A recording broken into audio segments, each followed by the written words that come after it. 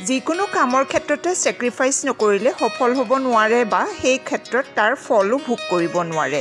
সেয়ে ময়ো আজি 4:30তে উঠিলোঁ। উঠিয়ে ফ্ৰেছ হৈ ল'লোঁ। আজি দেওবাৰ, ছোৱালী আৰ্ট স্কুলো আছে।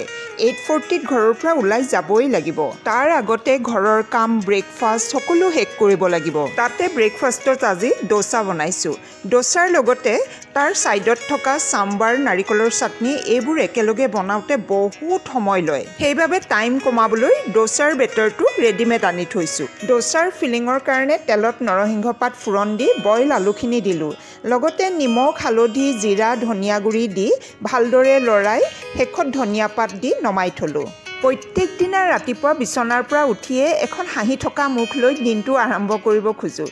কিন্তু কামৰ কাৰণে যেতিয়া সময়ৰ টনাটনি হয়, টেনশ্যনত ক'ৰ হাঁহি ক'লৈ গৈ নিজে নিজে এখন গুমুঠা মুখ হৈ পৰে, গমেই নাপাওঁ। সেয়ে সময়ৰ লগে লগে ডেইলি কামবোৰ চম্ভালি যোৱাটো বৰ জৰুৰী হৈ পৰে। ৰঙালাও, বিলাহী, ফ্ৰিজত যি চব্জি আছিলে সকলোবোৰ মিলাই চাম্বাৰখন বনালোঁ।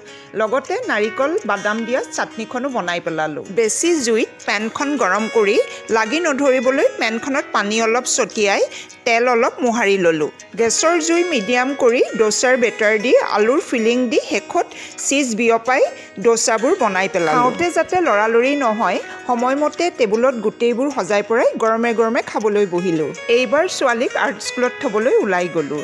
ছোৱালীৰ আৰ্ট স্কুল একেখনেই আছে, কিন্তু ছোৱালীয়ে আগতে যোৱা আৰ্ট স্কুলখন ইয়ালৈ শিফ্ট কৰিলে। ষ্টুডেণ্ট যথেষ্ট বেছি বাবে আগৰ স্কুলখন সৰু হৈছিলে, এতিয়া যথেষ্ট আহল বহল।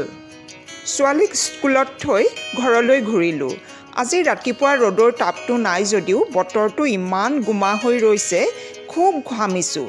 ছোৱালীক থৈ আহিয়ে ফ্ৰিজত থকা আইচক্ৰীমলৈ মনত পৰাত গাটো ঠাণ্ডা কৰিবলৈ উলিয়াই ল'লোঁ। আজি দুপৰীয়া মাৰ ঘৰত ভাত খোৱা নিমন্ত্ৰণ আছে।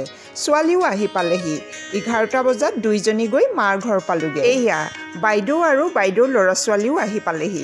দুদিনৰ পাছত বাইদেউৰ ল'ৰা হোষ্টেললৈ যাব। ইঞ্জিনিয়াৰিঙৰ 2nd ছেমিষ্টাৰ দি আহি এমাহৰ ছুটীত ঘৰলৈ আহিছিলে। সি যাবগৈ বুলিয়ে মায়ে তাক ভাত খাবলৈ মাতিলে। লগতে আমিও নিমন্ত্ৰণ পালোঁ। গৈ পোৱাৰ লগে লগে গৰমত চাহৰ আগত এগিলাচ নেমুৰ চৰ্বতো খাইছোঁ। প্ৰত্যেকেই গৈ পোৱাৰ লগে লগে অন্য কথা বতৰা নাই। সৰু ভণ্টিৰ অকণমানিটোক দেখাৰ লগে লগে গোটেইবোৰে তাৰ লগত ব্যস্ত হৈ পৰে। নপৰিবই বা কিয়, সি যিবোৰ কাণ্ড কাৰখানা কৰি দেখুৱায় সকলোৱে তাৰ লগত ব্যস্ত হ'বলৈ বাধ্য কৰে। আজি হাঁহ মাংসৰ লগতে মাছ, নিৰামিষ চব্জি, পাপৰ ভজাৰে ভাত খালোঁ। ৰাতি 7টা বাজিছে। সকলোকে বিদায় দি মাৰ ঘৰৰ পৰা ওলাই আহিলোঁ।